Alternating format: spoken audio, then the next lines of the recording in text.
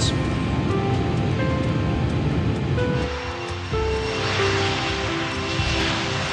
The BAC-111 was known as the Jeep of the skies, a workhorse that was easy to maintain and had a good safety record.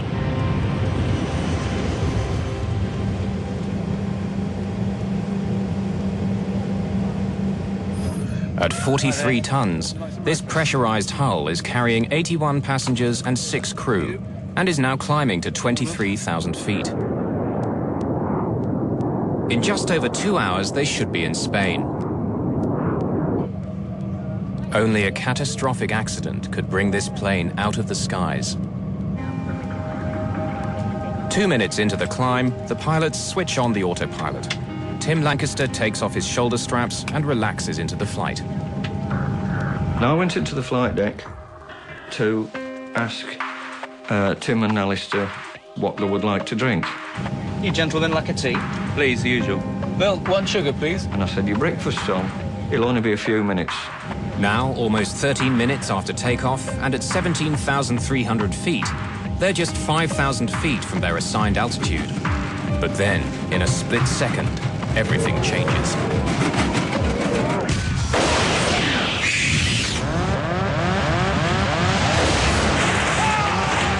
With a huge explosion, the captain's windscreen blows out into the sky. Almost immediately, a white fog forms. A sort of really intense stomach, body-shaking thud.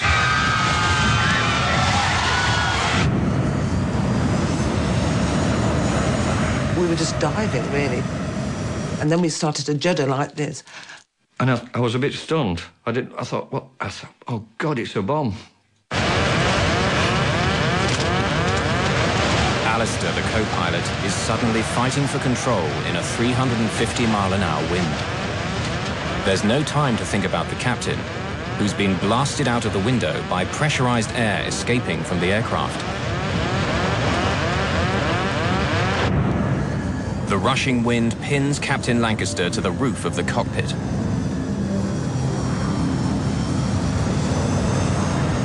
Inside, his legs have jammed the control column forward, disconnecting the autopilot and pushing the plane down into a dive.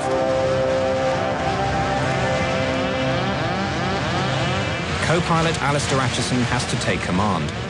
While he fights to bring the plane under control, steward Nigel Ogden can see his captain is being sucked out of the aircraft. And I looked in, the flight deck door was resting on the controls, and all I could see was Tim out the window. I jumped over, put one foot in the captain's footwell, and the other one was down the side of his seat. I just grabbed him before he went out completely. Nigel Ogden holds on to the captain for dear life. Outside, a 390-mile-an-hour blast of wind at minus 17 degrees centigrade smashes into Tim Lancaster's body. The tornado in the cockpit is giving Acheson major problems.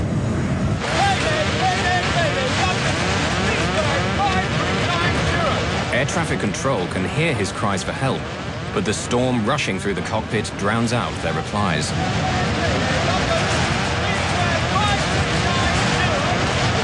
The captain's feet are still pushing against the control column, and Alistair is struggling to get full control of the plane.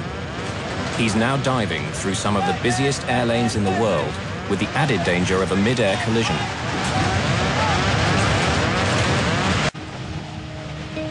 Simon and Alistair now face one of their most difficult decisions: what to do with the lifeless body of the captain.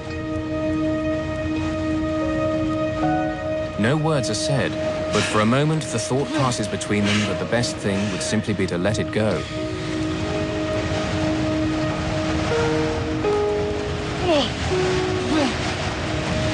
No! Can you hold on to it, please? But Alistair's order isn't simply an act of compassion. Releasing the body at the position it was in, it would have gone close to the upper area of the wing. It could have damaged the leading edge of the wing. Had it gone over the wing, it could very well have gone into the engine. Quite a lot of damage could have been caused by the release of the body. So I think it was a very sensible decision to try and keep him where he was. Alistair has managed to get down to 11,000 feet. Without the captain to help, he's operating the plane's systems from memory and shepherding it around Heathrow, some of the most congested airspace in the world. 7 minutes out of contact with the ground, he's able to hear the voice of air traffic control for the first time. Requesting radar assistance onto the nearest airfield, please. Speedbird 5390, roger. Can you accept landing at Southampton? Speedbird 5390, I am familiar with Gatwick. Would appreciate Gatwick. Alistair wants to land at Gatwick Airport as he's flown there many times before. But Southampton is nearer, and even though he's never flown there before, he knows he has to get down fast. And I am on 150 knots. Requesting radar assistance into Southampton. When you're going to an airport that you're not used to, you normally have charts, let-down plates, that kind of thing that you can read up on and learn something of the airport you're going to. But he knew nothing of Southampton. He hadn't been there. He had no charts because everything had gone out the window. There was no let-down plates to look at the approach and so on. All the maps and charts blew out of the window with the captain, and only the air traffic controller can guide Acheson. He turns towards Southampton. I have the runway in sight. Thank you, you are clear to land. Do you wish me to continue with any further information? Negative.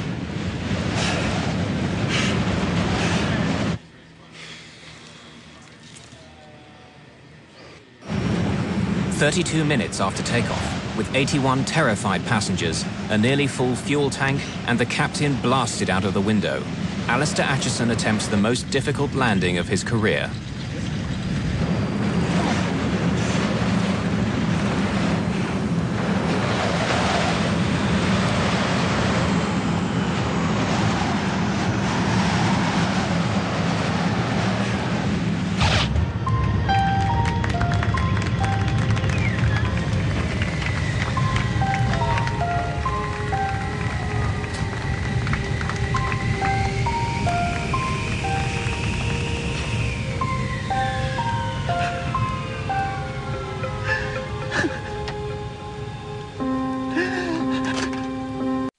At 8:55 a.m., flight BA 5390 makes a perfect landing at Southampton Airport.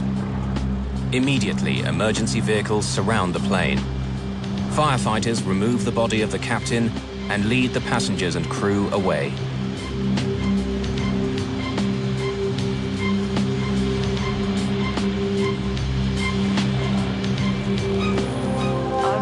Alistair Acheson has carried out a remarkable piece of flying, almost unprecedented in aviation history. He has had to pilot his plane without his captain, who has undergone physical stresses that nobody could have been expected to survive.